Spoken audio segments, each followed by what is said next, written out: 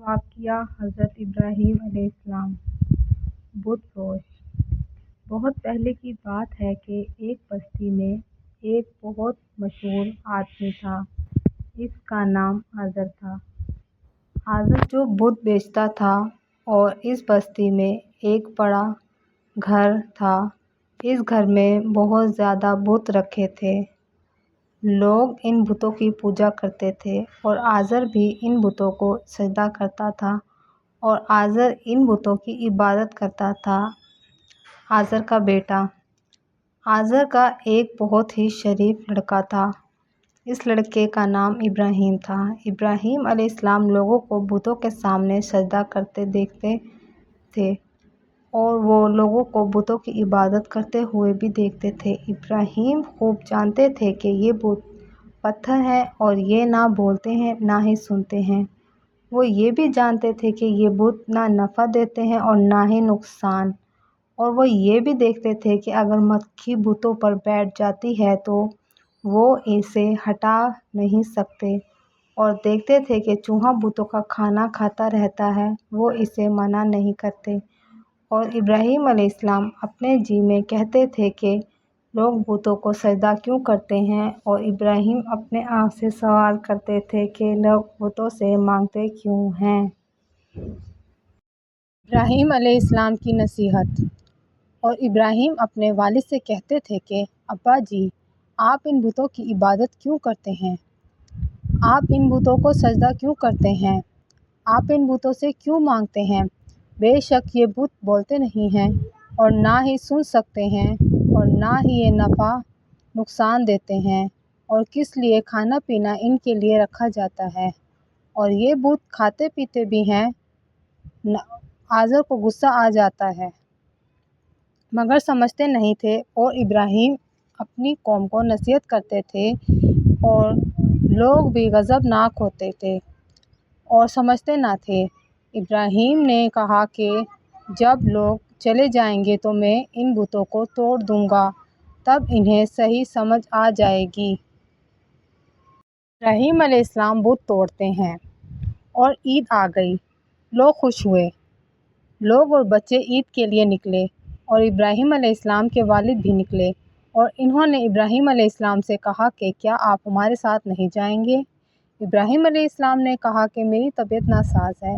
لوگ چلے گئے اور ابراہیم علیہ السلام گھر پر رہ گئے۔ ابراہیم علیہ السلام بتوں کے پاس آئے اور ان سے کہا کہ تم بولتے کیوں نہیں اور سنتے کیوں نہیں؟ یہ کھانا ہے، یہ پینا ہے، تم نہیں کھاتے، کیوں نہیں کھاتے، کیوں نہیں پیتے؟ اور بت خاموش رہے، اس لیے کہ وہ پتھر تھے اور پتھر بولتے نہیں۔ ابراہیم علیہ السلام نے کہا کہ تمہیں کیا ہو گیا ہے کہ تم کیوں نہیں بولتے؟ بت خاموش رہے اور وہ نہ بولے۔ اس وقت ابراہیم علیہ السلام کو غصہ آ گیا اور انہوں نے کلہاڑا لے لیا اور کلہاڑے سے بتوں کو مارا، بتوں کو توڑ پھوڑ دیا، اور ابراہیم نے سب سے بڑے بت کو چھوڑ دیا اور کلہاڑا اس کی گردن پہ لٹکا دیا۔ یہ کس نے کیا؟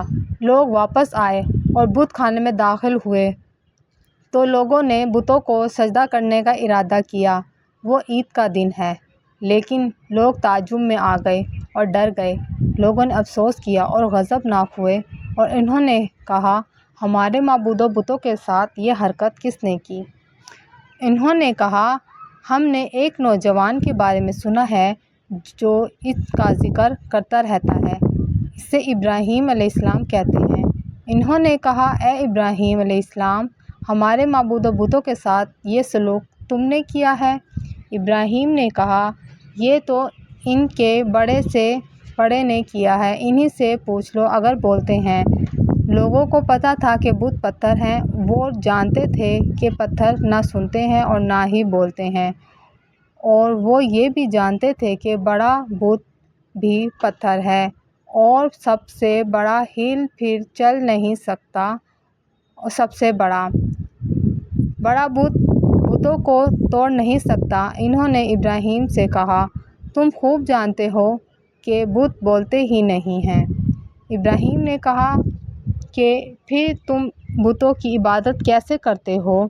جبکہ یہ نقصان دیتے ہیں نہ فائدہ، اور تم ان سے مانگتے کیسے ہو جبکہ وہ یہ بولتے ہی نہیں ہیں؟ نہ تم سمجھتے کیوں نہیں؟ تمہیں عقل نہیں؟ لوگ خاموش ہو گئے اور شرمندہ ہوئے۔ ٹھنڈی آگ۔ لوگ جمع ہوئے اور انہوں نے کہا، ہم کیا کریں؟ ابراہیم نے بتوں کو توڑا ہے اور معبود و بتوں کی توہین کی ہے۔ اور لوگوں نے پوچھا، ابراہیم کی کیا سزا ہو؟ جواب یہ تھا کہ اسے آگ میں جلا دو اور اپنے بتوں کی مدد کرو، اور یہی ہوا۔ انہوں نے آگ جلائی اور اس میں ابراہیم علیہ السلام کو پھینک دیا، لیکن اللہ نے ابراہیم کی مدد کی اور آگ سے کہا، اے آگ، ابراہیم علیہ السلام پر ٹھنڈی اور سلامتی والی بن جا۔ اور ایسا ہی ہوا۔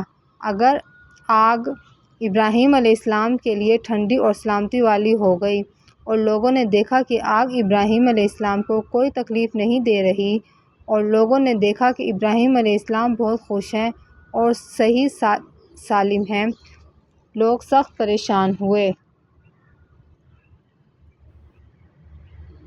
میرا رب کون ہے؟ ایک رات ابراہیم علیہ السلام نے ایک ستارہ دیکھا، پس کہا، یہ میرا رب ہے۔ اور جب ستارہ غائب ہو گیا تو ابراہیم نے کہا کہ نہیں، یہ میرا رب نہیں۔